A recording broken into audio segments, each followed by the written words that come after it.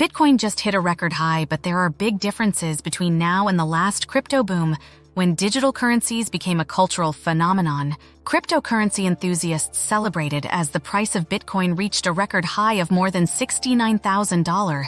For believers, it was a moment of vindication after a 2022 industry downturn that sent several major companies into bankruptcy and tainted crypto's reputation. But is crypto really back from the dead? While the numbers suggest the industry is starting to thrive again, there are major differences between this bull run and the euphoria that drove crypto prices to previous highs. Here's what to know about the new crypto surge. Why did cryptocurrencies collapse in the past? The last time Bitcoin hit a record was November 2021, as cryptocurrencies became a cultural phenomenon. Crypto executives hung out with celebrities, and their companies conducted giant marketing campaigns featuring Super Bowl commercials.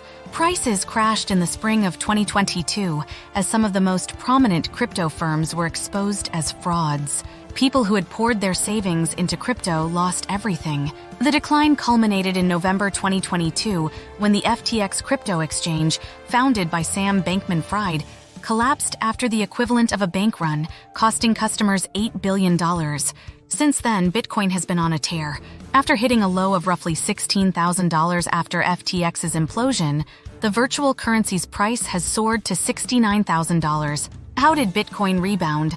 A major turning point for the crypto industry arrived in August when a court ruling paved the way for financial firms to offer new investment products tied to the price of Bitcoin. The products, called exchange-traded funds or ETFs, gave investors a way to dabble in cryptocurrencies without owning them directly. In essence, an ETF is a basket of assets divided into shares. Investors buy the shares rather than the assets themselves. The introduction of Bitcoin ETFs meant that cautious investors could dip their toes into the crypto markets without having to worry about setting up a digital wallet or entrusting savings to a dubious-sounding startup. The impact was immediate. Since the ETFs hit the market in January, more than $7.5 billion in investment has flowed into them, pushing the price of Bitcoin upward. What's different about this surge? When crypto boomed in 2021, its rise was fueled at least partly by ordinary investors, cooped up during the pandemic, who turned to online investing as a new hobby.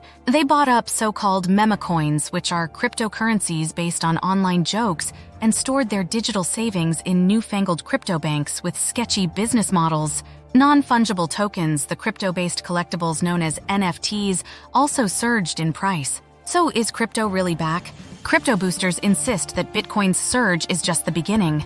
They envision months of significant gains that could send the cryptocurrency's price north of $100,000. Even if they're right, that doesn't necessarily mean that the broader industry will flourish.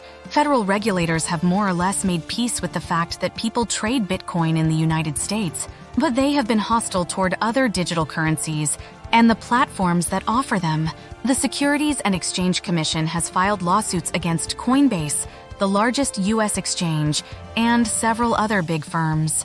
The outcomes of those cases, still pending in the courts, could determine whether crypto can continue to grow in the United States. This industry moves in cycles, said John Todaro, a crypto analyst at Needham. I don't know if it's going to come back to the levels we saw in 2021, because there are checks and balances in play now.